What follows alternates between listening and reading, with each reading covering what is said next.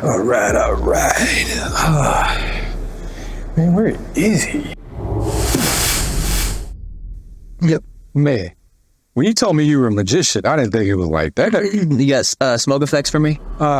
Cue smoke effects. Yeah. All right. Hi, how you doing today, bro? Good, man. Good? Yeah.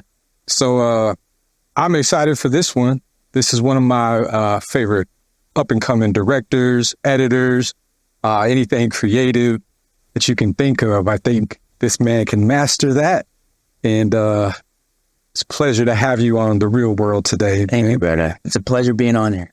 Yes, sir. So to my audience out there, I want to welcome y'all to today's episode. I'm excited to introduce one of my favorite up-and-coming talents in the music video space.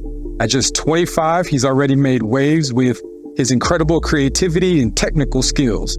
Starting with videos for his magic routines, he quickly transitioned to shooting for major names like Lil Baby, D Savage, K-Swap, Bud Light, Danny Wolf, NBA Youngboy.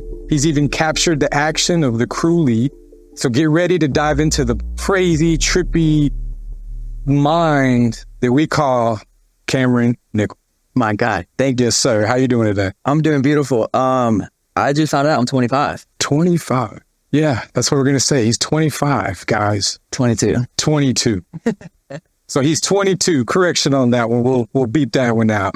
We'll just cut that little segment. If my girl looks up, she's like, I don't know why you thought you were 25. How did I think? I have a baby face for sure, but that'd be the craziest. Maybe I don't have a baby face anymore. I just thought maybe I just been following you for so long. I didn't realize you were so young.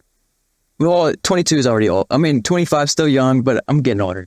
So. That's crazy. So, yeah, we'll fix that one. At just 22, there we go. Cool. There we go. We'll beat that one. Good thing we're not live. See, that's why I don't worry about it because we're not live. I don't matter.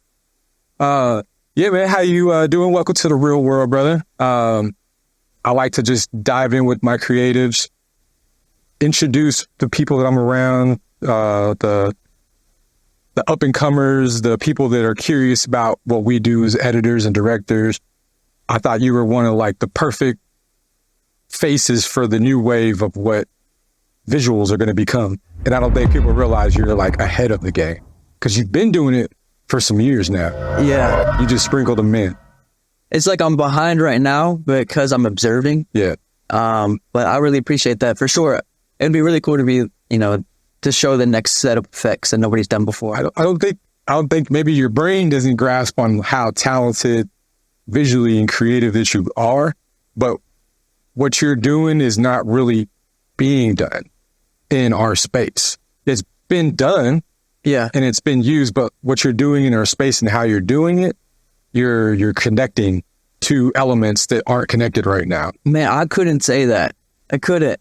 I know you can't, but I'm telling you. Thank you. I've seen a lot of people, music video directors. I've seen people who do graphics and stuff like that. And of course, those elements are like in real commercial world because they have like budgets and they've been doing it in software for years, right? Right. So they are ahead of that. But what you've done in like the music video space and the way that you've done it and how you've introduced it, those elements are unique. And I still haven't seen people pull it off like you. I've seen people do similar things, but the way that you do it, I think that's like very unique. That's crazy because I still feel like a copycat. Like, I feel like there's always somebody else that that you're always like looking up that's ahead of you. And so I think that's the biggest reason why I've took such a long break of music videos. I've only done like probably 3 or 4 this year. I've been doing a bunch of commercials. But yeah, I don't know. I still feel like a copycat. This is what the rule I give myself is we have first ideas, we have second ideas, and we have third ideas. The third idea is the closest to originality. Because you know how difficult that can be. Definitely. And I always think about it like this. Like if I was going to design a shirt, the first idea would be like, I'm going to put skulls on it, or I'm going to put like bones, or I'm going to put lightning, or I'm going to put like chrome text or something, right? Like we all know what Instagram sells. Right. We all know the t-shirt graphics that sell. And it's like, those are all first ideas for the most part. Right. And then somehow you have to bring that to the second idea and the third idea. Yeah. And I think right now I'm just on the second idea with my effects. Oh, yeah. So definitely. And you have the know-how, which you're crowd looks for, your audience, what they look for. So you're going to stay in those boxes and those elements, and you're going to go on and find like a dope YouTuber like a Dave Novak or something like that and find their elements and the way they do it. And that's fine. And like, I'm saying, like, I've seen them. Like, I've seen those people. There's something special with what you do. Thank you. That's what's carrying you from level 1 to level 2 to level 3. That special thing. That's that's your bullet in the world. You know what I'm saying? You are this bullet that's going to break through these walls. You don't know how and you don't know why, but you're on the right path. You're on this special element that is what's going to be like, he started that. Even though you didn't. Yeah, exactly right. Like, we just have to be honest with ourselves and be like, okay, I'm really not that original, but like, I don't even know what I'm saying. I don't know. I really fucking appreciate it. Was Kobe the original? No, but some consider him the greatest. But he was a copycat to Jordan.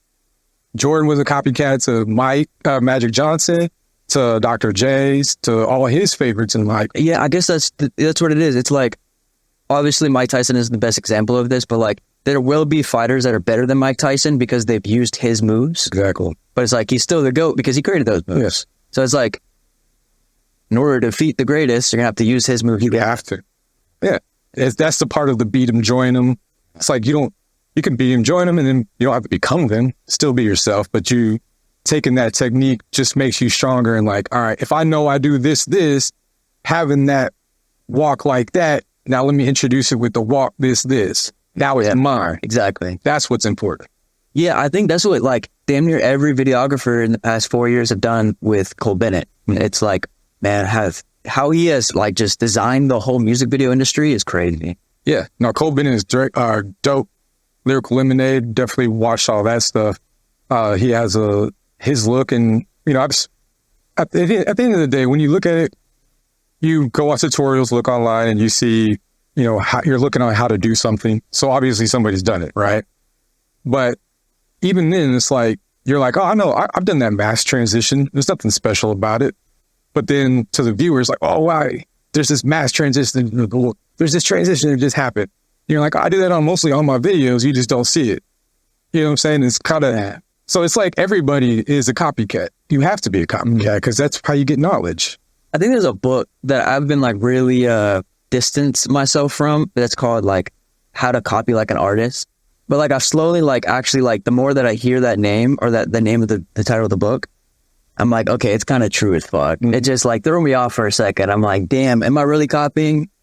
Yeah, for sure. I'm copying everything I see on Instagram. Everything. Yeah. And every influence that we have, scrolling, definitely now, creativity and uniqueness doesn't feel as like I'm the one of, it's not like that no more because everybody's aware that everybody's so similar.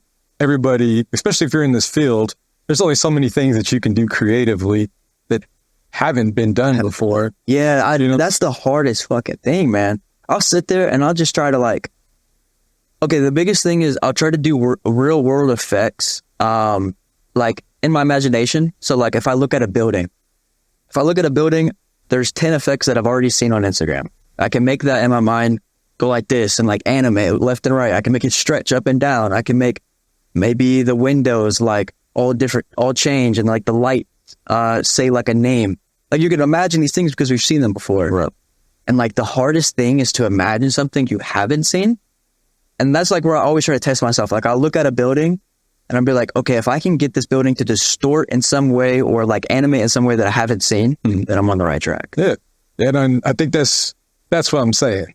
Like I could tell you take the time to look for that negative space, like what's not there. Yeah, because the void actually isn't empty. Yeah. Yeah. It's just not thought of right now. Yeah. It hasn't been created, right? And that's the only way that we are creators is when we create. And so whether it's a copying or whether it's influence, that's the basic word that most of this is going around. Yeah. What influences you? You know what I'm saying? So that'll take me to my first original question. Not that we got that grand opening of inside of his mind is the creation. What started Cameron? I think we both know where we're going with this. We do. So I started off with Magic. That was maybe middle school, I believe. Maybe it could have been like 6th grade for real. So I started taking up a deck of cards, Yada, yada, yada. I started filming myself, doing like magic tutorials. That's crazy. Like I've done magic tutorials before I did music video tutorials. Yeah, like it took me so long to do music video tutorials. I just started like 3 weeks ago. That's crazy. But yeah, we started off with magic. I would do like quinceañeras. I would do like Easter parties. I'd go to like car shows. Just like I'm in middle school. Okay. So like I was making actual bread for real. So you're like 12 to 14? Yeah. Like come back with like $200 or like $150 in like ones for tit and like a plastic bucket or whatever. But yeah, I mean that was a lot of fun. That's where I first learned not really effects so well as like, I mean I tried like color grading for the first time, and then I would try like transitions for the first time, and then I guess also I was doing like travel videos. So like if Vlogging. Yeah, like if the family went to the beach, I'm like, I'm gonna bring the GoPro. Right. And then if like we went to like Big Bend, which was common for us, we'd stay in Texas, but Big Bend, we'd go there all the time. So yeah, it started off with travel videos, then magic video. Remember your first magic trick? It had to be in like a Chris Angel like magic trick for real. Like some beginner kit. Like I'm putting like a fucking a needle through a piece of plastic. Okay. Like a needle screwed through a quarter. Yeah. But I could show you like, I could show you a trick. Y'all want to see a trick? Because I want to see a trick. Yeah, let's see the trick. Okay, let's see. Should I go? I'm gonna go ash this blunt. Yeah. So what we got here? Man, you don't understand how nervous this makes me. Why is that? Just because like I was kind of cold with it when I was in middle school, and then I'll just be in my head with everything I do now. Yeah. Just like getting older, smoke, Yeah. get beat. Question. Yeah, so I'm like, he's gonna know. Yeah. So it makes me 10 times more nervous, which ruins the trick. But here's what we're gonna do. Either way, you're going to be right. I'm just going to let you know. I don't know. I've been fucking out recently. Okay. I've been practicing a long time. Okay. Any specific way? Whatever you want, you can do it. Yeah, you do whatever you want. I'm going to slide him in too. This is where he's doing something in his head right now. Calculating how many cards. 52. He's right. All right, here's what we're going to do. We're going to take out the kings. This was like one of the first card tricks I learned. Does this one have a name? No, so that way you can't look it up and find it. Okay, cool. I'm going to learn how to do this trick. Okay, let's see. Need a table? I was low-key I'm going to blindfold myself. Oh, okay. Well, I can use my shirt, but also... just put your hat down. I'll trust you. Okay, you sure? I'll trust you. Okay, here's what we got. Here, hold this head. All right. You're going to have to help me out, all right? Okay. Put those right there. Okay, yeah, I'm actually blind with this. Okay. Am I blind? It looks like it. Bro, I can't see shit. Okay. Okay. You can't see nothing. The deck is shuffled, right? Yeah. Okay. Go ahead and let me see. Okay. You can't see the faces, right? No. Okay. Go ahead and choose any card. Okay. Okay. Go ahead, show the camera, make sure I don't see it. Okay. Got it? Yeah. Okay. Go ahead and place it in the middle. Here's what I'm gonna do. He knocked my cards over for a magic trick to illusion. With a slide of the hands.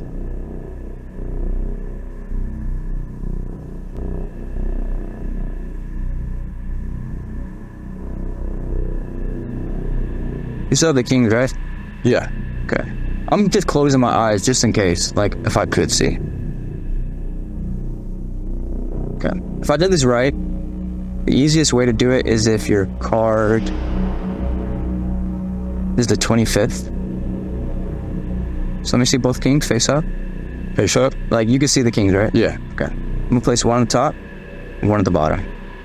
Go ahead and like hold your hands like this. Okay. 25th, right? Okay. Remember your card? Yeah.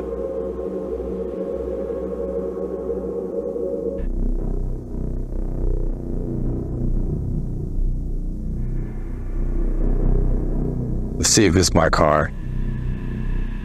Damn it, it's my card. Sheesh. That was the first one I learned, like, sure. Magician approved. All right, we're going to do one more. I don't know how he did that, honestly. That was pretty nice. Kind of jealous. They look decent on camera? It looked good on camera, because I'm over here shocked still, like, damn, that was my card. Let me fix my... How the hell you do that? It's when you knocked over my card with your magic wind. Oh, did I knock You distracted me, and when I picked him up... Wait, did I knock him over? Yeah. Well, that would be a good sleight of hand for maybe you did. You don't have to look back on the camera. I might have to look at that. Okay. We're both going to get a card. So you choose your card. This one's not as crazy. So show the camera. Yep. Then, I guess to choose my card, just tell me when to stop. Stop. Right there? Yeah. Show the camera. I can see these. Okay. So it's not that crazy. Okay. Yeah. Got them some. Got the cards. Yeah. So it is cool. 8 of spades is yours. Mm-hmm. 3 of hearts is mine. That's how you know I haven't done it in a long time because I forgot. I was about to call this a club. All right, 8 of spades. In my head, I almost called it a club earlier too. It's number 2. Lift your shoe up a little bit. Think the camera can get this? Yeah, I think so. Right. Okay. Got the 8 of spades. Take it like this. Stomp on it. Make sure I can't get to it. Okay, so we got the 8 of spades. We got the 3 of hearts. You're stomping on it, right? Yeah.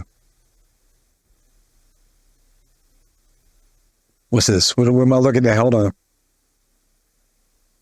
Come on, man. Come on now. Come on now. Real magic. Look at that. Where's America's Got Talent? God damn. They didn't fuck with me there. Here's my man. I'm like that. Nah. I'd be on the streets like, God damn, tip the man. All tips. What's your cash app? Let me know your cash app so you can get that tip right there. My girl's cash app. My shit's banned. Oh.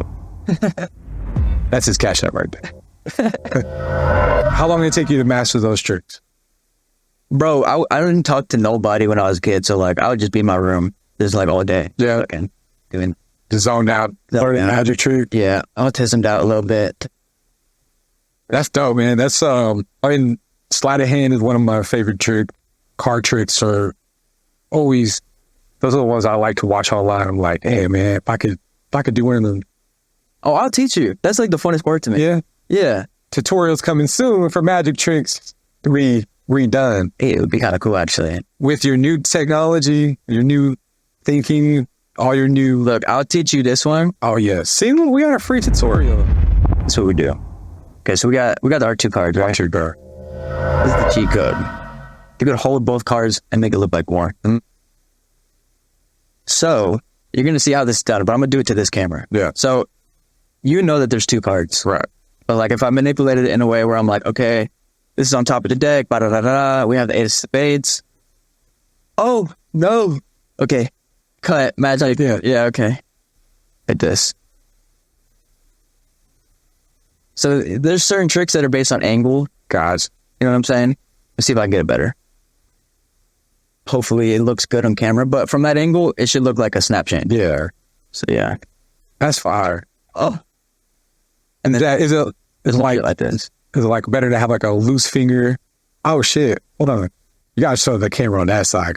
Both cameras got a different. Oh shit. So you got a different chain. Okay. That- I thought I was tripping. I thought I was getting my own little preview or something. I was like, wait a minute. They have offered these. Oh, I need to show them. Dude. That's fire.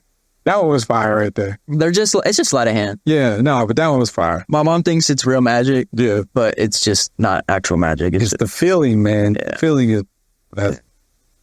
And again, that's what your videos do for it. No, honestly, the conclusion I had with that was everything that I've been interested in since I was like a kid has always been entertainment based or something that was like you could give and return something. Right. Which it's kind of fucked. I'm like, oh, did I only do magic that way I could make friends?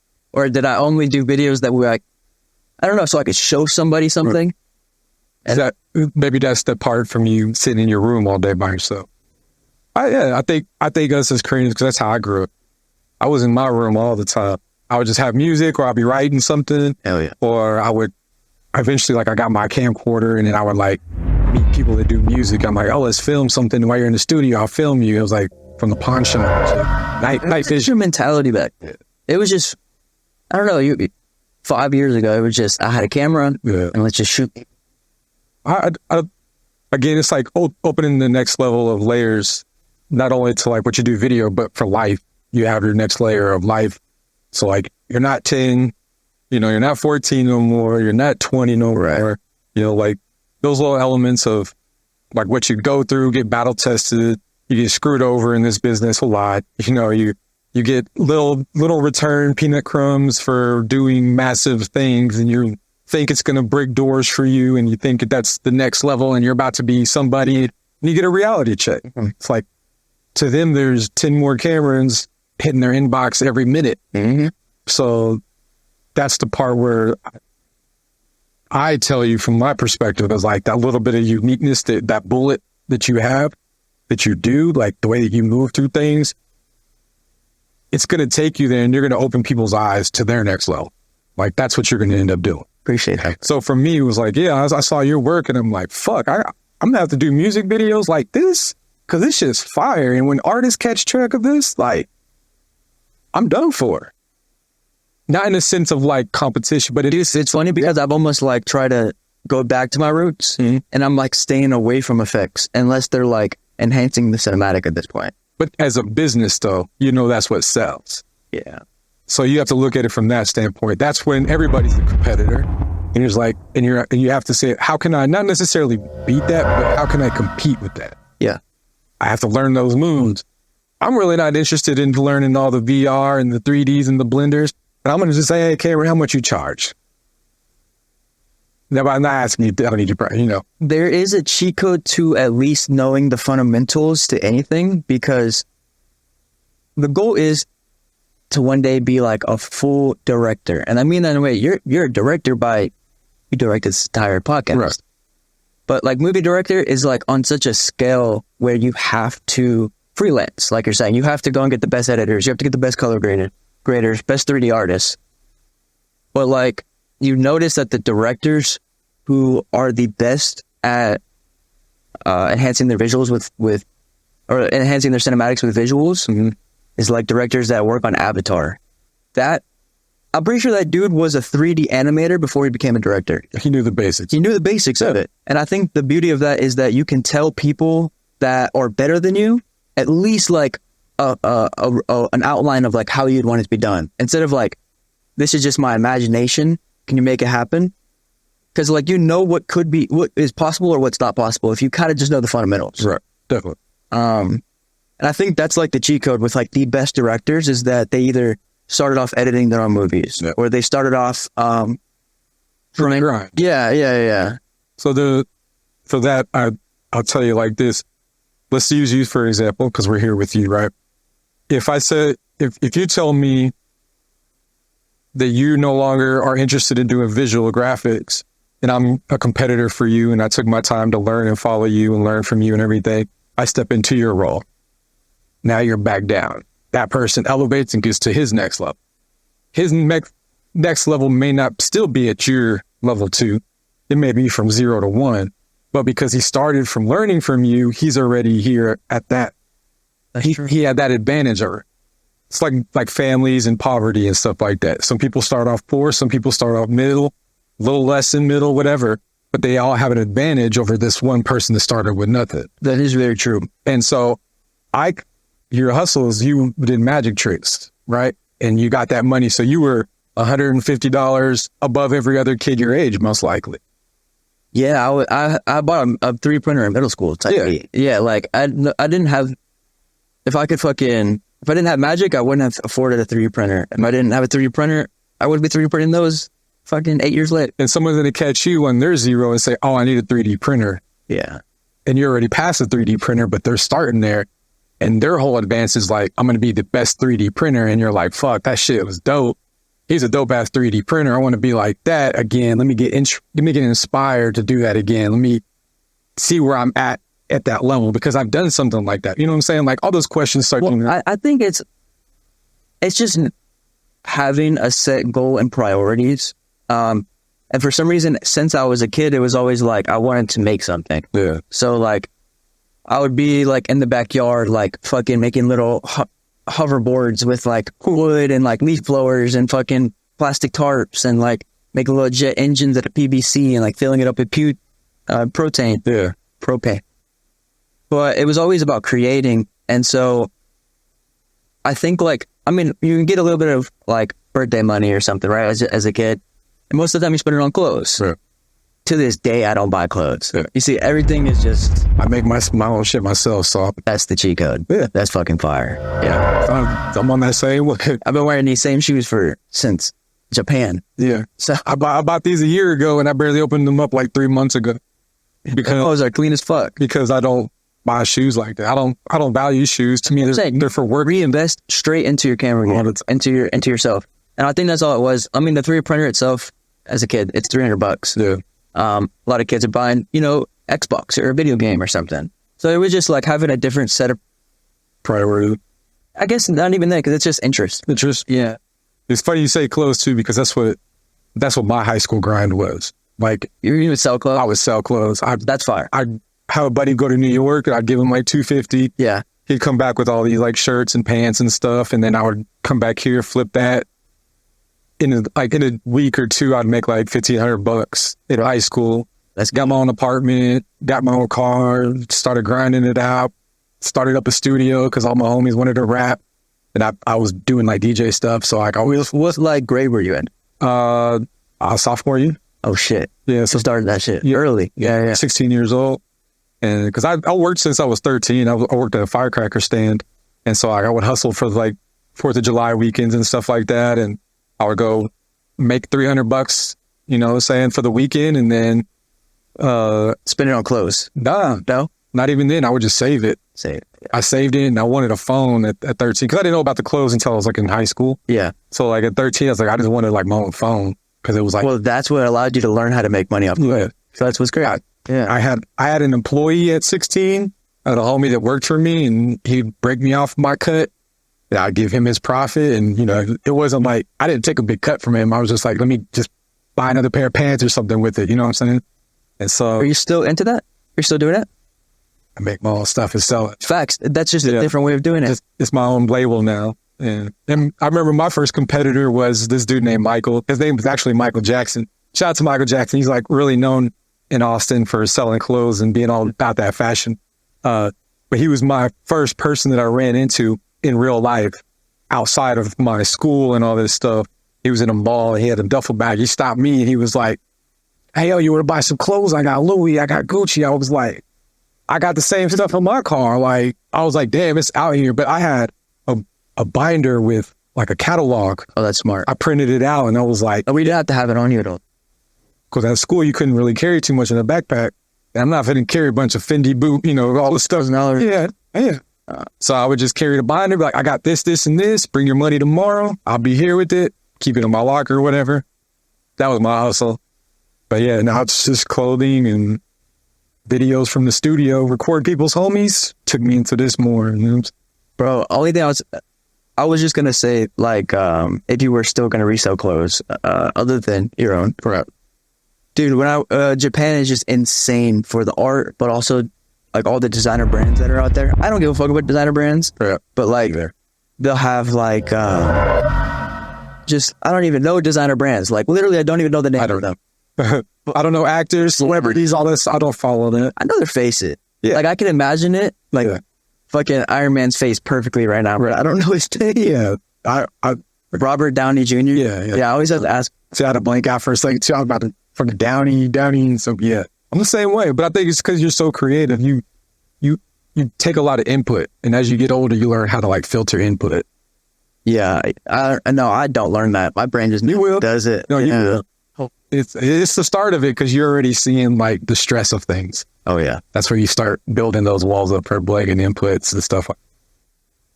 Man, yeah, that's crazy. That's a dope, intro of your life, man. I see where your creativity and where your mind's at now. I can kind of see where it all started and the influences. So I know, I know where you're headed, man. I so say I'm just excited to have you on here, bro. Like you got a good future for you.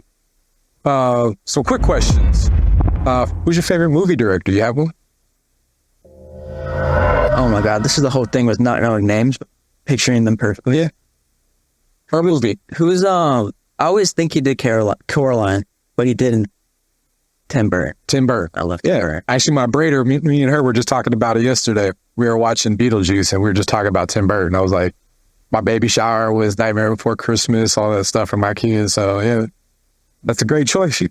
What is your favorite movie from? Or a character? Bro, honestly, so fried. I don't know. This is that tall skeleton looking dude. Yeah, Jack Skeleton. Yeah. Nightmare Before Christmas. I'm really saying that because I don't know. I'm very uncultured. Mm-hmm. But I just pick up on certain art styles, and his is like one of my favorite. Yes. Seen a little mini documentary on him, how Disney, like, he was like he was working for Disney or going to work for Disney, and like they like pushed him off for like, I think like 7 years or something like that, because they were like, he's too different. And then I believe he ended up making that movie that was about that dog who like got struck by lightning. It was like the Frankenstein dog, and it like ended up being like one of their best sellers. What is it? Tim Pape? You know what she's saying? Oh, Batman? Burton did Batman? Yeah, the earlier ones. Yeah. Oh, that's why he's my favorite without even knowing. Yeah. Oh, okay. Now, see, I'm very uncultured, uninformed, but it's also my cheat code that I've been telling myself at least, is like, the first time I listened to music was freshman year of high school. That was like the first time I put headphones in my ears, like went to school with headphones. Mm-hmm. And it was Lil Uzi, All My Friends Are Dead. Like, that was like the first song, like, that's the way to start it off. Huh? Yeah, it just like sound, you know. Yeah. So I was very late to everything. And I think that's my cheat code, is that I was able to just like consume so much and like as if I was a sponge, because it really was the first time I was seeing it. Mm-hmm. And so, yeah, I mean, I just need to be more cultured, need more like informed for read some more. Yeah. Up your info. Yeah. So that's cool.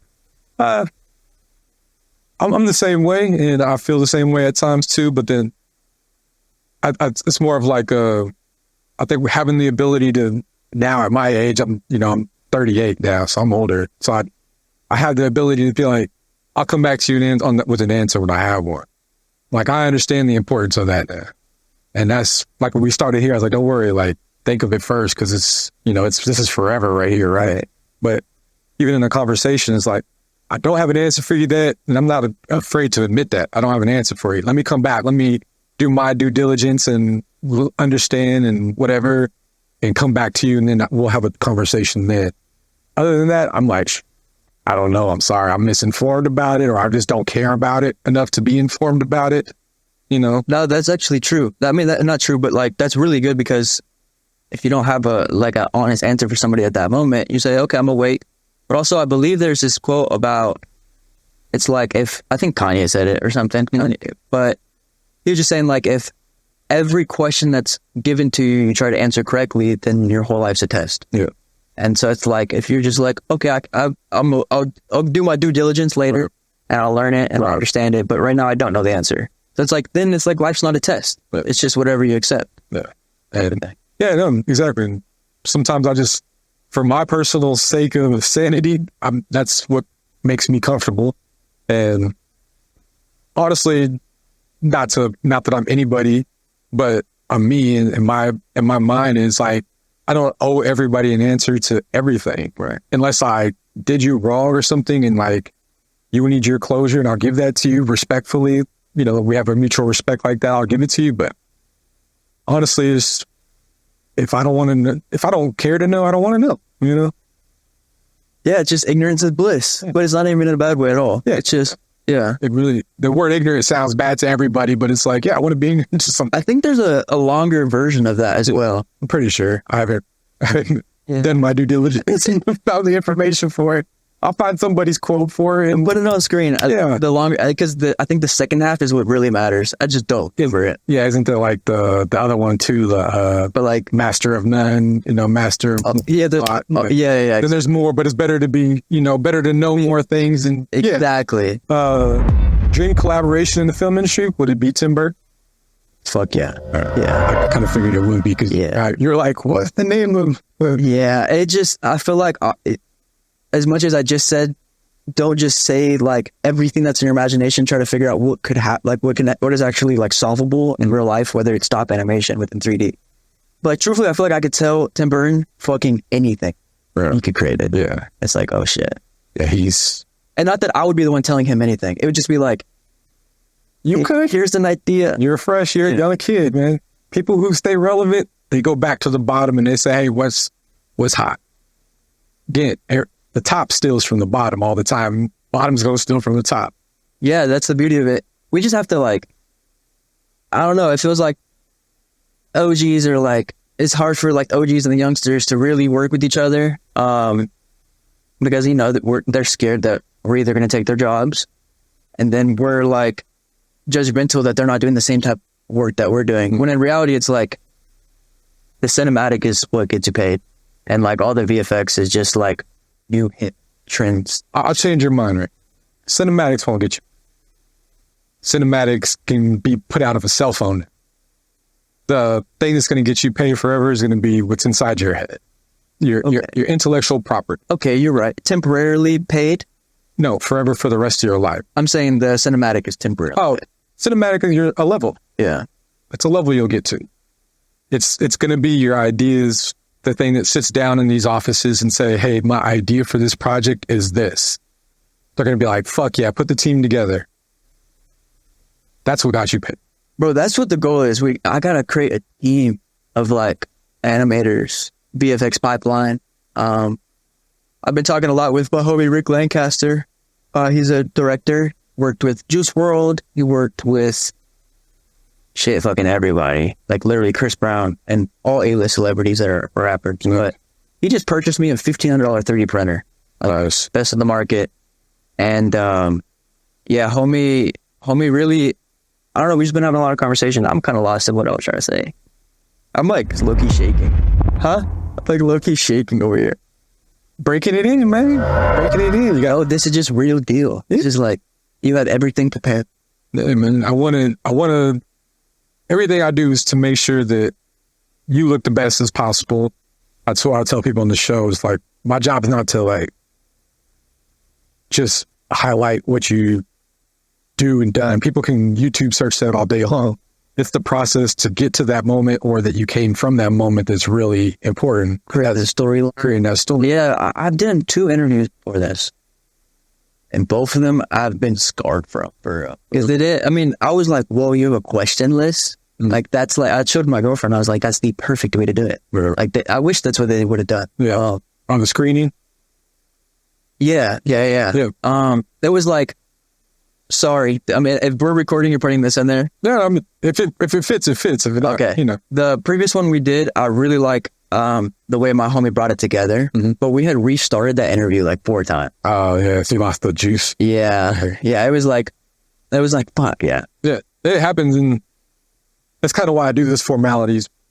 Because I can go on and have a conversation with you about video for fucking hours, right? Because this is what I do every day. We'll start talking about lights first, and then we'll go into tripods and batteries and shit. Like, it's hours of conversation. So, but what people don't get to see is like, why do we do the things that we do while editing, planning, storyboarding, whatever the case is? And then some people they don't have a general understanding of like possibilities. Like, they don't realize that there's so much that this field can provide us, not just cinematics, VR, 3D. There's what's inside that head that people can never, ever duplicate. So that thing is either going to be sold off individually, or you'll be an in-house editor, director for a company and they'll own your stuff or whatever.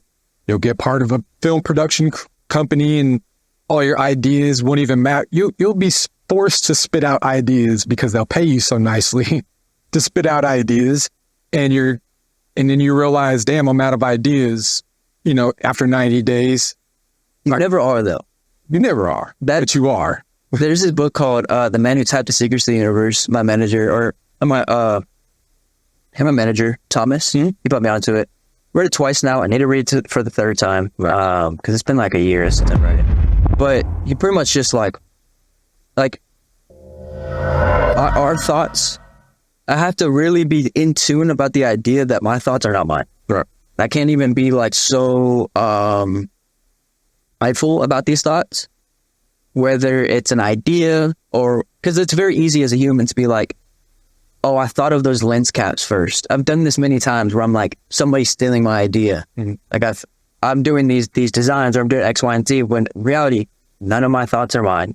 They're just the universe or God that's allowing you to pull from. So it's like infinite storage boxes. Yes. And you just got the key to that one right then and there. Yep. And that's why, and they say in this book, it's like, if you don't go and correspond and like take action on these ideas, somebody else will. Somebody else, that key will be given to somebody else. Yep.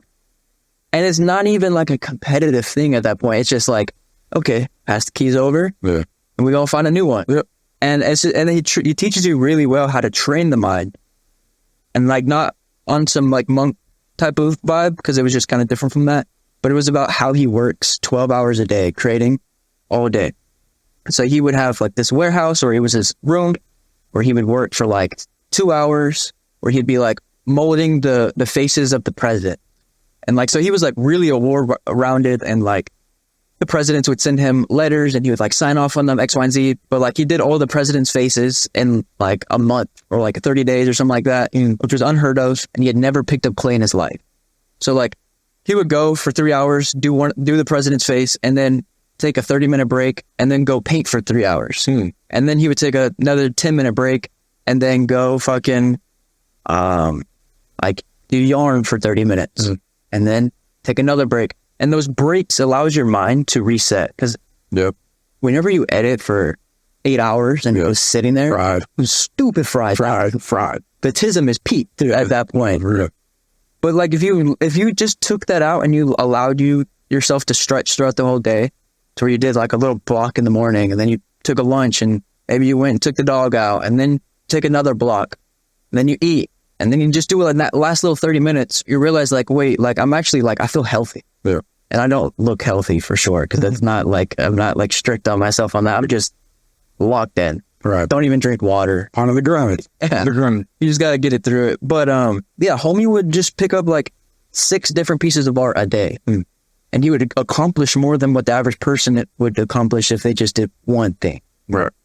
And I think it's just like beautiful. Like even in college classes, they've done tests where they would give a group of 50 students, they would allow them to have as many breaks as they wanted.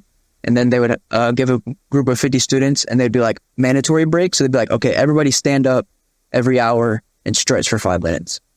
And the people who had mandatory breaks, who technically had less time to take the test, did exponentially better. Yeah. Because the people who thought they had all these breaks never took them. Yeah. Yeah. I'm a scheduler myself. I've said it before in like my previous episodes, is like I'm so scheduled, so I have calling my son, who is with his mom, at a certain time every day. My alarm goes off because my mind is in a million boxes. You have to reset. That's like the ADHD that you find that you do for yourself. Yeah. So my big thing is calendars. That's why the questions, that's why they're all formatted, because my mind will go and we won't be on any topics that I really wanted to cover for you. You know what I'm saying? So, no, it's definitely my cheat code as well. Definitely getting on that part was one of the best things that helped me. I think just becoming a man is like fucking just being responsible. Yeah. So I'll get to that. Yeah. I mean, I think you're there. You understand it. It's just the execution. The execution's what sets you to it, but like you said, you don't have to execute all of them at once. You get to focus on one, master it, because it may help you unlock another 2. Actually, that's what's fried is. That's what I do is I do everything at once. And then so that way, like by day 3, everything is done. Yeah. Which is kind of fried. I don't know if that's the right way to do it. It's your way. Yeah. Like my computer doesn't stop rendering. Yeah. Night to day. That's right now I have logos that are being exported for the website. And then I'll have, when I get home, export more videos and then do that. It's like, they're all like you give your mind something different to do, doesn't matter how long you're doing it for, Right. because it's different. Yeah, different. So it feels new. It's a new workout for your brain. Yeah, because your brain is a muscle, so it has to be worked out. If you stayed on the treadmill for an hour, you don't even want to work out after. I don't fucking work out, but just saying. It's like, I don't work. But if you did 10 different workouts that are all fun to you, Yeah, you'd be there for an hour and a half. yeah, exactly. Yeah, finding those interests. So what? I was gonna ask you, have you ever seen? Because you talked about the documentary for Tim Burton. Have you ever watched the one on Netflix about Jurassic Park? I've seen a lot of behind the scenes. So if it's about like the characters, I probably want to know. But if it's about the animatronics and if it's about how they created the dinosaurs, yeah, insane. It was like the first ever to do it. Yeah. I watched it. It was 3D rendered. Yeah, it was. It was. I think they'd used animatronics for those small little ones when they're in the room. Yeah. Yeah. So the car chase that was all put into the. Bro, the way they would make the car go up and down. Yeah. It's kind of crazy because they were shooting that on film. Yeah. So, what do you do? Are you cutting the film with an X-Acto knife to roto-brush? That's what I thought it was like, clipping the clips, overlaying them, It's so sliding them through the fucking. What's even crazier is Star Wars. Because they're actually having to do that. Because they might have to be able to convert it to a computer to its frames. Yeah. And Photoshop it or something. But yeah, they would use blue screen because film back in the day would pick up blue letter. And then for Star Wars, they just had a bunch of 3D track cameras. So they would do like all these, they would do the same pass like 30 times. So they do like this camera that's moving from point A to point B. And then shoot like first Starship on blue screen, then the second, the third, fourth, fifth, sixth. And they used to have the little ones hanging on the wires. Film. Yeah. But it's like, how do you, like, if I overlay 10 green screen clips that were filmed, how the fuck do you not just get so much distortion and like grain? I think it was like an overlay and then smashed together, then an overlay on top. I thought it was a chemical process. It has to. Yeah. I see. That's what I'm like.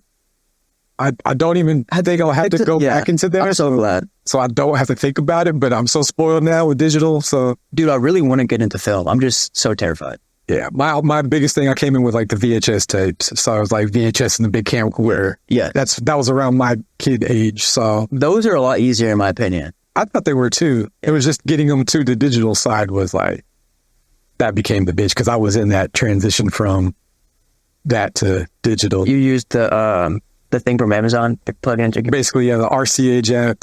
At the time, it was just USB. No. At the time, you actually had to HDMI. No, you had to have you had to have a converter in the back of the card on your computer at the time. They sold a PCMI card slot that you would put into your thing. So it was a couple $100 just to get that. Yeah, but then eventually it was like put it in from your camera into your VCR, press record on your VCR, and now you turn it into a VHS. Then you take that to like a film company place, they break it out that case, film, put it through their shit, turn it digital. Dude, that's cool. Yeah. Then it commercialized that process and became the RCA to RCA inside of a computer. Then it became RCA to USB. Then it was like, man, yeah, it goes on. I'm just thinking, I want to sell some VHS tapes at this point. Because like everybody does, like artists would do like records for like their exclusives. What could we sell on a VHS tape? Idea for you. We'll cut this right here. But and then tell them like, hey, and now you have the analog, and then they can just turn that into digital. That way they're natural. Yeah. Looking. Do you have a VHS camera? Not no more. Bro, I have like 5 of them in El Paso. Is that where you're from? I'm from San Antonio. Oh, okay. And my shit's just scattered from, I probably have shit in Japan, LA, of course, El Paso, San Antonio.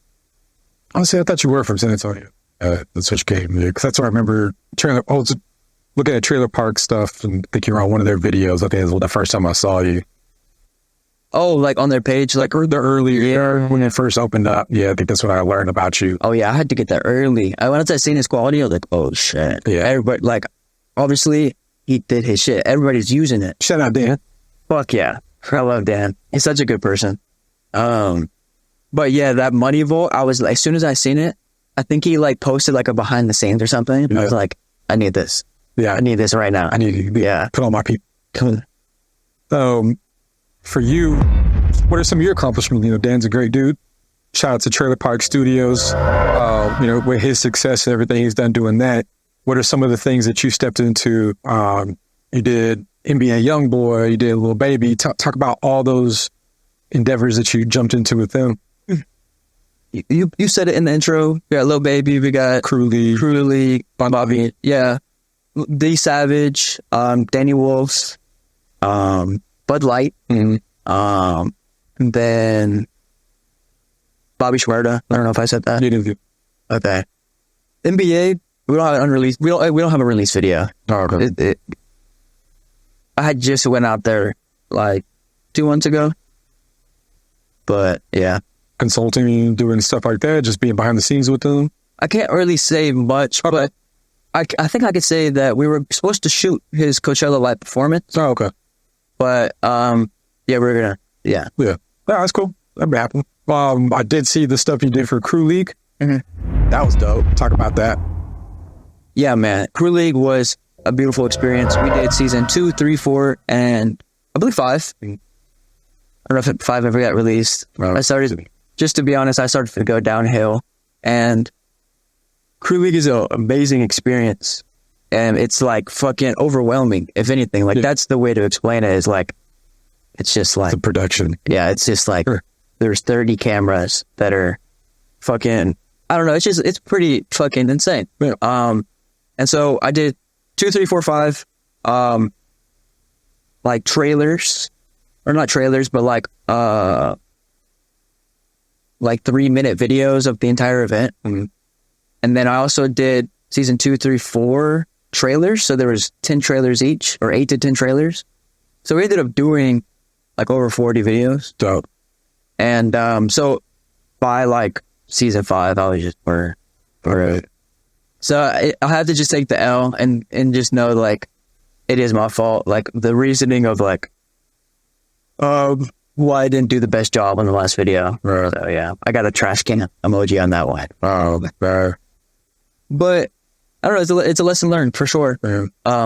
Did it like bring you down ego wise, like humble wise? I would say, of course. I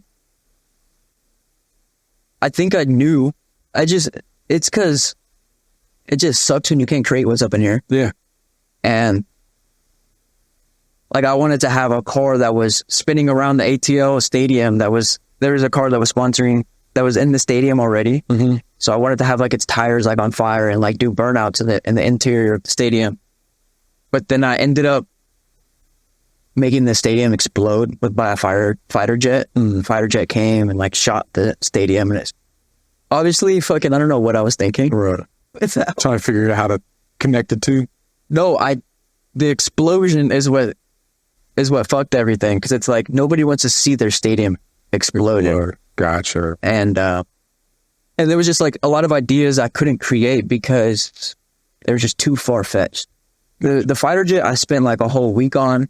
That shit looked crazy. But then like, yeah, it was just like understanding business a little bit better, not trying to do the most extreme, but like focus on the product. If anything, that's what I should have been doing. I should have like been more trivial on the treatment and like knowing a plan A to plan Z of like what is actually going to happen. Because from season 2 to 4, I just winged it. I got amazing shots. I just had the equipment that I needed.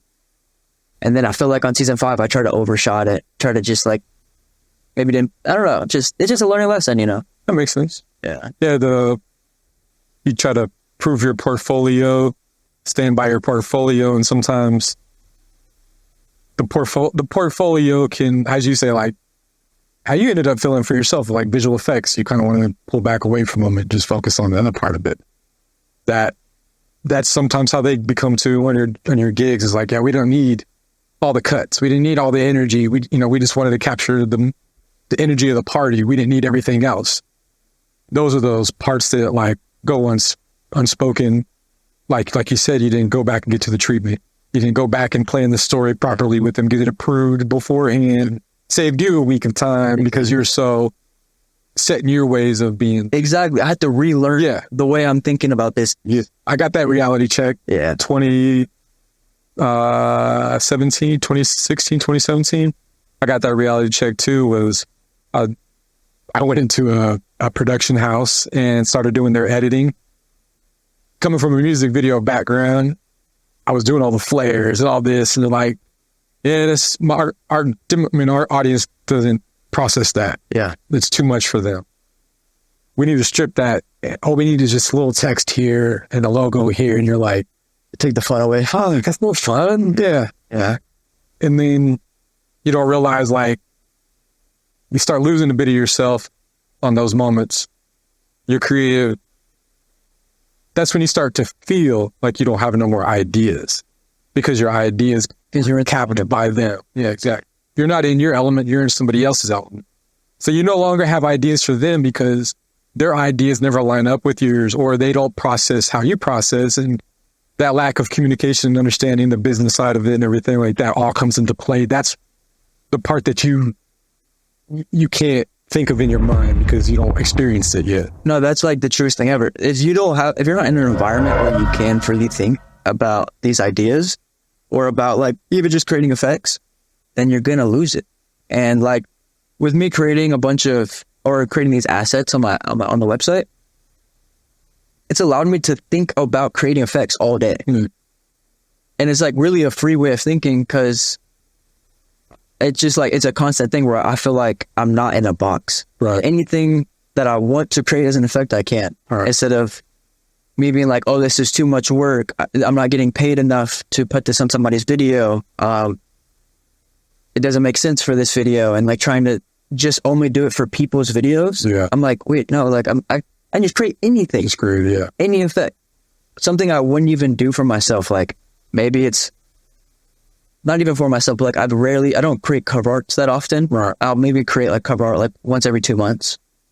But like if I created some type of template that made you distort your footage or your photo and create like some type of cool ass cover art, I feel like I wouldn't have even thought of that before. Right. Now it's like I'm trying to create all types of assets. So it's like, I don't know, it's really cool. I'm watching tutorials that I never would have watched. I'm learning a lot more. That's dope. Talk about some of those assets, because I know you have all those transitions, overlays that you're selling. I know one of my recent ones were the VHS one that you did. That was Try it? fire. I haven't tried it yet, and I was going to use them on this. Oh shit. I'm going to use it right here. So yeah, that was the effect right there. I love that effect. That one is fire. I didn't even use. That one is fire. I saw you did the lightning ones. Yeah. I think you credited a different camera operator for those lightning shots. It's back there. Yeah. We would just, yeah, it's been like just storming recently. I don't know what it is. I mean, TikTok will scare you and make you feel like there's the end of the world happening. There's these damn Jets sitting on the stuff. Yeah, like the fucking, there's these depths of the water that are going like hundreds of feet above, I don't know, above sea level. Yeah. All this crazy shit happening apparently, but yeah, it's been lightning like fucking crazy. So my girl will just sit up by the window, she'll record them, and then I'll do it as well. Like I was in the Target parking lot, like waiting to get struck by lightning. I'm like, no, we're getting these eyes. We're getting our shots. Yeah. See what we do for y'all. I appreciate. Some of them are crazy as fuck. Shot a lot of them in slow motion. Some on the camera, some on the iPhone, some in 3D, obviously Blender. Right. I need to show. The issue is I haven't shown people how to use them, because I've used assets like these in a lot of my videos. There's some assets that's just a lightning bolt that's static from point A to point B. That's within the frame. That's just. But like I've used those in like my beginning videos where it was like you 3D track that into the scene and you put that between two objects. Say it's two ATMs. Then you have this electric arc between these two ATMs. It changes the hue, whatever.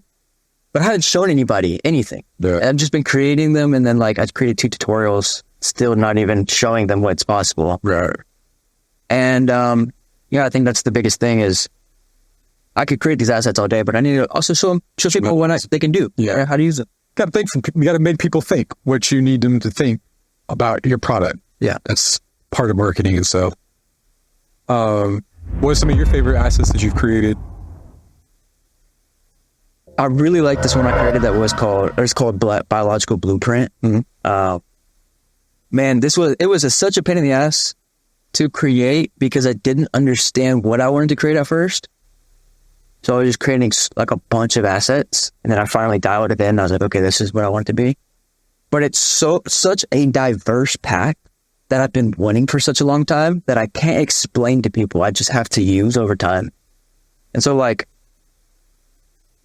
I think the movie that I had watched, my homie Walker put me onto it, and Roman Walker Visuals, I actually forget his sister, but he works for Kanye now. Oh, dope. He put me onto this movie called Into the Void, I believe it's called. And they do these effects where it's like zooming in, and it keeps zooming in, but the quality keeps increasing. So we see that a lot with AI now, where it'll be like expand the image. Gotcha. And then like, as you zoom in, the quality doesn't change. Right. But the way they were doing it is like, they would zoom into like somebody's skin, I believe. And then they would get another shot of that skin in macro. And then they would like 3D track that second shot right here. So as it gets closer, then it's like, then you're seeing like all the hairs and like almost the fucking cells of your skin. Nice. So that's really what biological blueprint is. It's not fully that to that level, but what it is it's these patterns of what I would think would be like DMT distortions. But just saying. Yeah. They're like, it'd be like these kaleidoscopes that you could overlay. So if you 3D tracked it to this mesh, you can have this, you put a distortion map on it, you can kind of have this breathing.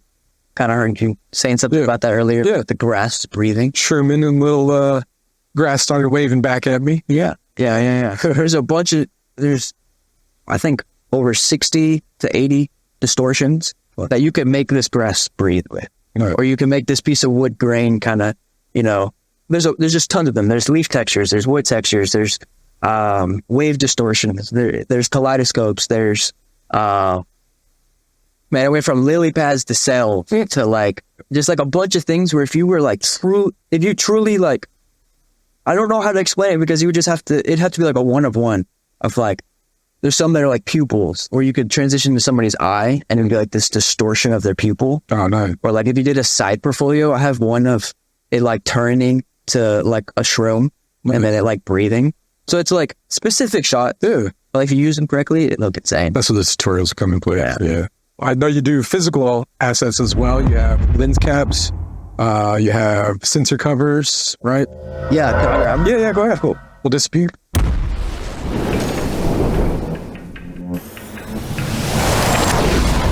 The homie Rick Lancaster, we've been going back and forth. He bought me a brand new 3D printer. These are version 3. This is the first ever, this was whenever I was living in LA, first ever 3D print of the model. Somehow it aligned perfectly. I was like, what the fuck? And then every model after that was just like a shit show. Really? So it didn't finish printing. As you can tell, this is what the design is supposed to look like. But, I have to keep this one. Yeah. So, like your first $100 bill. Exactly. Like, I had to build the 3D printer. Like, now, the 3D printer stuff to build them, but I'm talking about every single rod, every single screw. It came 100% disassembled. Oh, shit. The entire printer came in a box that was this big, and I'm doing it from the wire. Dude, with the one that Rick just got me, it's fucking plug in fucking play for real. This thing cleans its own sensor. This thing has a lidar sensor that it'll lay out 2 beads before it starts, and then it'll see the diameter of the bead, and then it'll correct its like, I guess, the settings that it's using to push out the plastic. So it'll like fix that, and then you'll hear it like before you start a print, it'll go. So it doesn't matter if your surface is like wobbly or not. Calibrates it. Nice. And then so the last thing is that this is why it's V3, because we went from that shitty printer to then we went to resin, which we were able to get a little bit more detail. We got eye candy on there, but it just wasn't what I was looking for. Like these are really brittle, and then the quality of them, like it gets this weird type of sponging with it. It wasn't it. Like I tried that for about 4 months, went through all the bull crap. We did lighter cases as well. Man, that's pop Rick and Morty. Can't steal that lighter, y'all. But I realized very quickly that's not the solution. So I went back to I believe it's called FDM printing. But the last step with this is I have a multicolored function that can be added to this new printer. So it can do up to 4 to 5 colors. Oh, nice. So this will be printed in black, not just one solo color, but maybe the base will be black. Then it'll be like pink as the veins, and then like red under that, and then like some white glare. And so this thing will be a finished product in the next couple months. Right. Patent, finished. And then the last thing is I'm gonna have it to where you can put your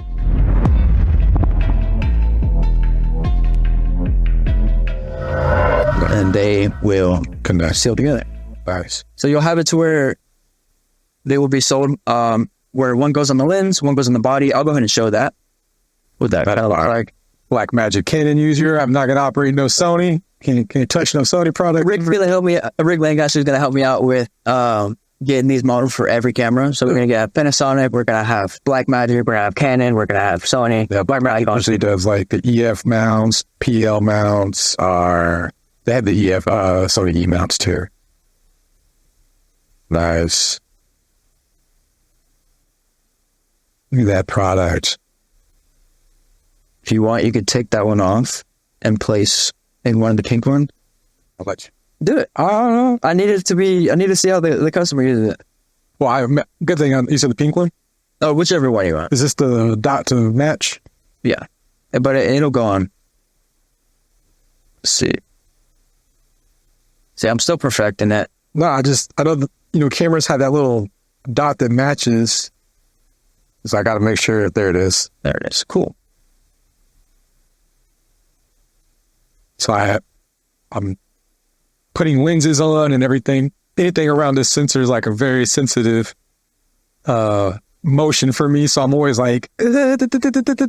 I hate the sound of like metal and metal just scraping, and just on, a couple $1,000 products, you're like, but it's all normal. It's all part of the process. I just never get used to it for some reason.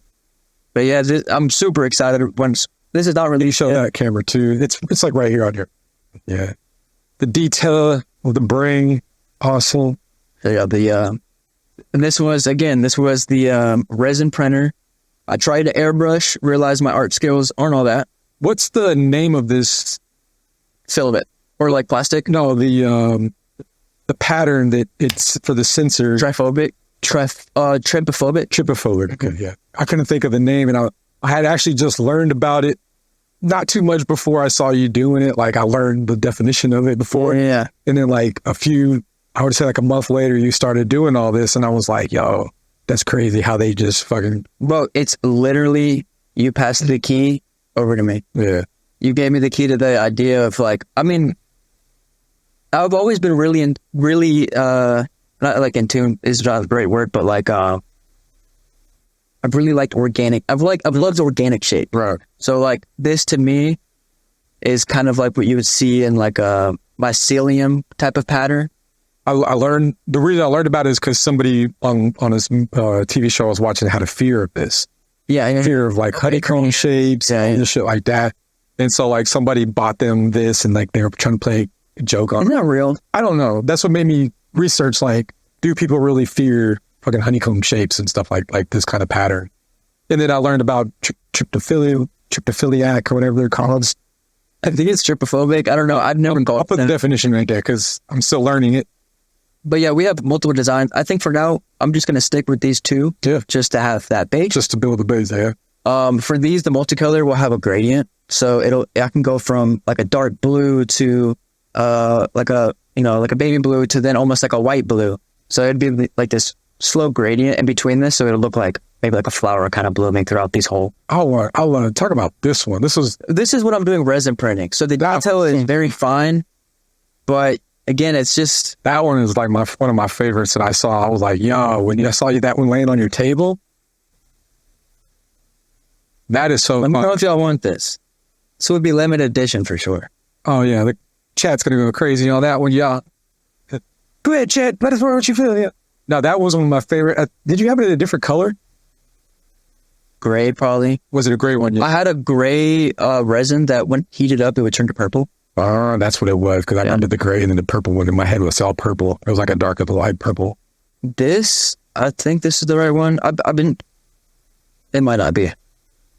There's like multiple variants of this, but I've been trying to try.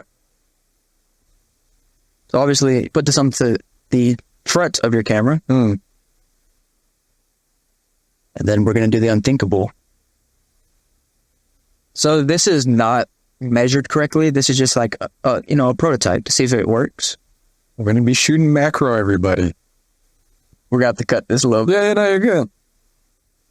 This might have been... Okay, yeah. Yeah, see? You didn't have to cut. You just have to do a full 360 turn one time. It's like tradition. So, I mean, this is not going to be the best, like... So for those that don't know what he's doing, he's turning his lens around and giving it a macro shot. So it gets really close detail. Sits really close on objects. And on his camera, it'll give him a nice, really, really close. You'll see this in insect photography, flower photography, product shoots. You'll see a lot. This doesn't have that locking cap like these do. So it's super test. Yeah.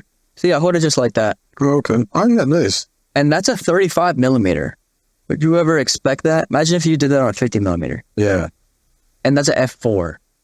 And I mean, that's great for handheld too, where you still don't lose like, the detail on the focus. If you do like a grill shot or something like right here, it look crazy. No, that's dope. And you're selling those too? No, I'm still testing these out because I want to make it to where you could change the bokeh. I don't know. So I know this is possible because I've seen it done before. Right. I don't think I have the correct lens. Would it be more like the tropic color type filters where they... Exactly. So if you had a 50 millimeter lens, you could put that onto the front of it, that star shape. And it'll outdo the focus. Yeah, so every one of the bokeh rings would be a star. Yeah, okay, nice. But you could also do your logo. You can do every letter of the alphabet. You could do a skull. You could do... Whatever can be shaped into this stencil exactly shape. Yeah. So, I mean, that's just the next idea. Right. So I'm going to try to combine these two to where you could put this on backwards and macro and maybe something like this. Right. So maybe you don't have to have a 50 millimeter. Right. Still do this. But I haven't worked out all the kinks yet. And then, that's fire. A few ideas. Yeah. I wish you had a Sony, bro. I wish I did too, because I would be asking you for one because, why not? What brought up that idea for those? Just bored at the house one day? There's a lot of 3D printing websites. You get inspiration from certain things. Gotcha. You start seeing people like 3D print mounts to put their camera onto microscopes, onto projectors. Like those old, they have some like where you attach a Sony camera, you like screw it on, and it's a mount that you put onto something that you can oversee your film. So like there's like these old scanners for film where it'd be like you go one by one into the film, there'd be like a backlight behind it, but you could, instead of doing it with the scanner, you could lock your camera onto it. So like the next thing I want to do is I want to get a microscope, 3D print some attachments, get like a crazy time lapse of like water turning into crystals, get like chemical reactions and just like I feel like I can make some insane transitions. So like using like the telescopes to record. Yeah. Do some detail like that too. You'd be crazy. That's what I'm saying. Your mind definitely is going to capitalize off of that. You got any kind of advice for up and comers? The level zeros that follow you around that are ready at the platform? And just keep grinding, keep learning. Don't let it turn into a job. Like keep that passion, because eventually it will turn into a job.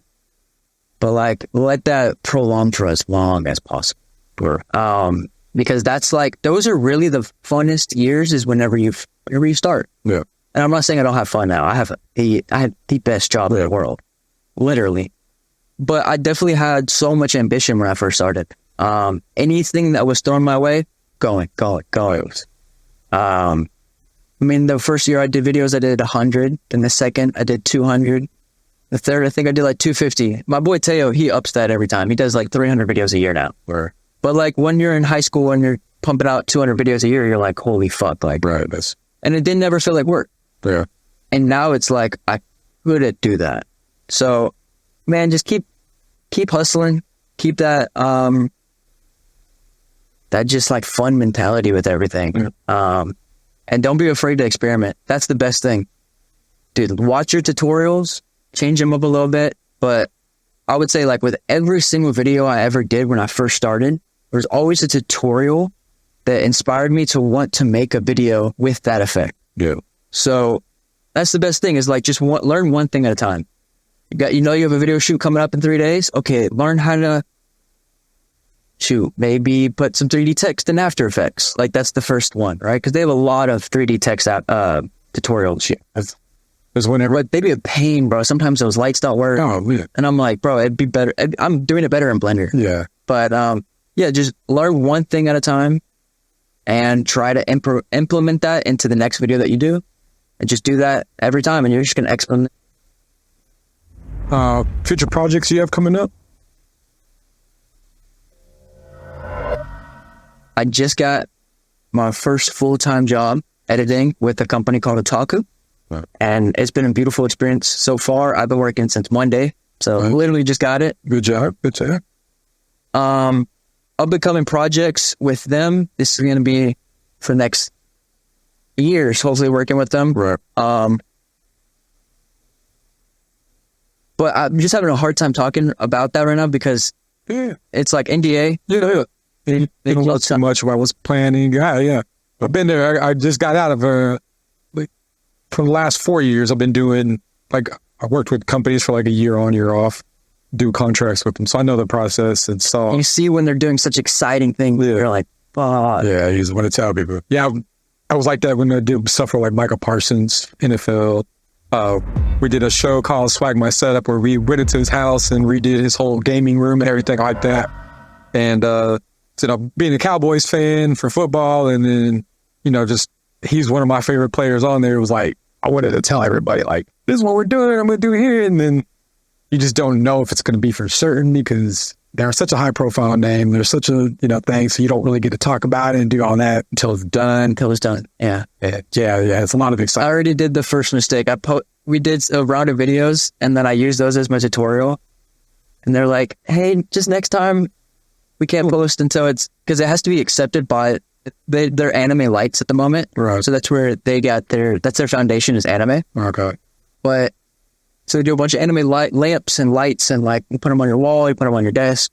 But the difference is that they have the actual copyrights to these anime studios. So we've worked in the past. We've done New York Anime Con. We've done LA. We've done quite a bit of things, maybe like 4 or 5 videos. And every time they have to get accepted and approved by these anime. Like right now we're doing One Piece, which isn't NDA. Like those products already released. Right. But we're doing One Piece. So those videos have to be sent to One Piece's animators and approved. And that's what's happening right now. Yeah. So I use those as the tutorial and they're like, hey, we can't. Yeah, my son, I just learned about One Piece a few years back with my son. I'm new to anime too, so that's... Hey, I wish I should have brought some lamps so you can give it to your son. But if I see you again, yeah. Dude, I have 18 One Piece lamps right now. Oh, shit. That I get to keep. Oh, yeah. So they all have the bases and the color, and then I have one that's like a big old skull oh, dope. Is a neon lamp. Yeah, cool. I'm just saying, I have to give these away, Brooke. He's the owner of Otaku. Yeah. But yeah, because after 3 months, I'm gonna have 50. Oh, lamps. Hey, we over here at The Real World, we always enjoy product. Good luck on that stuff, man, and stay focused, prepare. Let's make it prepare. There's no luck without preparation. Exactly. I mean, luck is just preparation with a little bit of extra sauce. What is it? If you fail, if you don't plan, and if you plan, you don't fail. Plan to fail. I always forget. Yeah, I just don't. I'm bad with quotes, man. I just come up off my head. I'll make up a quote.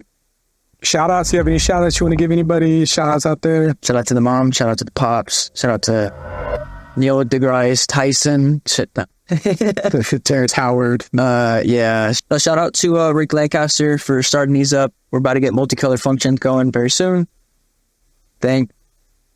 Shout out to my girl. Shout out to just everybody that's around. The circle, the group, family. Where to buy these? Your websites, buy the assets. Tell us some of that. iCandy.com. for the newest and improved film overlays. We got lighting packs like we talked about. We got Blender assets. We got Blender textures. We're going to have 3D models soon. We're going to have, right now, within the next week, we're going to release that chain pack I was showing you. Oh, that one's fire. So theoretically, Pull that up on screen. Yeah. theoretically, you should be able to take out the diamonds from this pendant pack. So you should be able to build out your own pendant, your own chain. Yeah. Comes out with, I think I'm going to do 10 different Cuban chains. That's what I have right now. So they're different patterns. But theoretically, you should be able to take the diamonds out and then export the STL of the stud and all the letters together and 3D print that. 3D printing with filament is not the best choice because you're going to get low quality. You're going to have these layer lines. So 3D printing with resin, you can, again, theoretically, I'm going to test this. I'm not going to use this as a selling point until I make sure it's correct. But they have resin that whenever you pour molten metal on top of it, it vaporizes instead of turning back into plastic. So there's special resin for printing jewelry molds. Yeah. So I'm just saying, theoretically, this pendant pack should not only be able to do 3D renders of artist chains, but it should be able to 3D print them as well. So Theoretically. that's our Hope now. Yeah, no, we'll stop by Johnny Dang's when we were out there. Yeah, we're gonna get you a chain for sure. Yeah. No, we'll Johnny Dang's, he has his whole 3D prints. Super cool, right? I was just there. Yeah. That's what inspired me for real, because I didn't have a resin printer then, and I was looking. All those prints are purple. Yeah. And so that's that vaporizing resin. Yeah. Last words you want to tell your people, your audience, my audience, new audience. And thank y'all for checking in. Really appreciate y'all. Be incredibly grateful if y'all check out the website. Yep. But yeah, socials are @ Cameron Nichols _ Yeah, man, give me a follow. Shit. That's it. All right. Appreciate you, buddy. Yes, sir. Appreciate you. You want a magic trick on the way out? Entertain us with that magic. Oh, no, wait. I have to go out with the... There it is. See? I think the camera's gonna pick this up.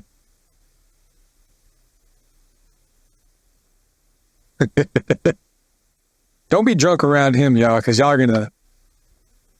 I don't think I could catch it in my mouth again. That was perfect. The lights, I was like, it's either going to happen or it's not. So, except I was like, I'm fried. Actually, should we do one last shirt just for... Whatever you got, man. You know, the audience wants to see you magic trick. Best way to go forward is to go back one time to where you started. Damn. Okay. This was like the third trick I ever learned. Oh, yeah.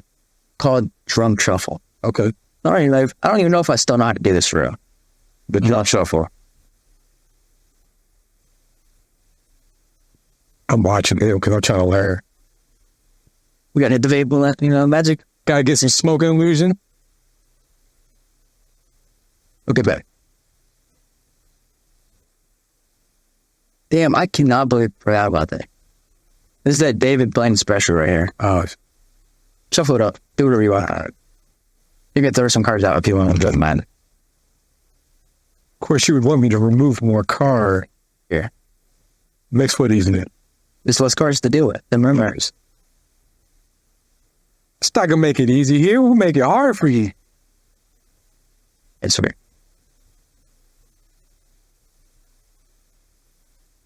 Okay. Let's go the elevator trick. Okay. So go ahead, take out any floor. We got 52 floors here. Oh shit. Okay. Okay. Tell me where to stop. Stop. Be sure. Yeah. I keep going. Okay. Right. Place your card bummed up. Stir it up. Do a couple cuts.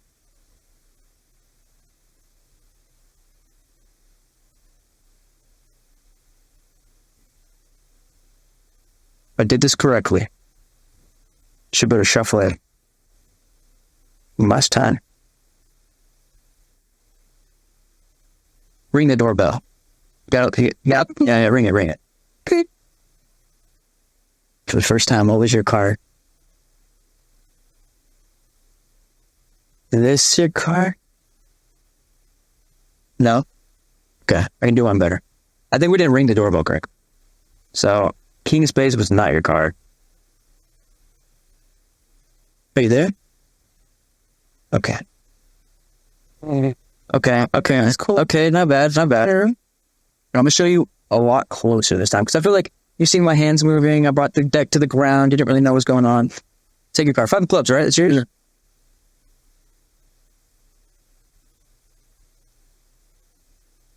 Trying to watch all the hands.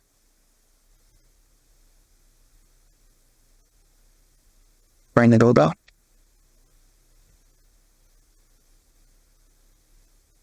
That was fire. Thing is, though, Fire. is that you still can't tell where the card is. You don't know what floor it's on. It could have been on the 23rd floor or it could have been on the 27th. Here's what I'm going to do for you. It's kind of scary. Give it a little bend. Okay. So now you can visibly tell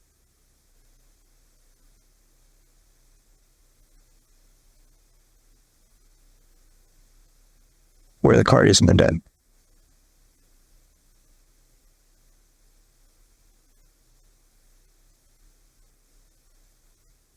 That was pretty cool. Not bad. It's pretty cool. Okay. That was pretty cool. Okay. We do it one last time. It's all bent up and everything. Fix it out. What I'm gonna do. Kind of gotta bend them back. I want you to see my hands clearly. Yep. 5 clubs. You know where your cards go on, right? Yeah. This direction. Should I?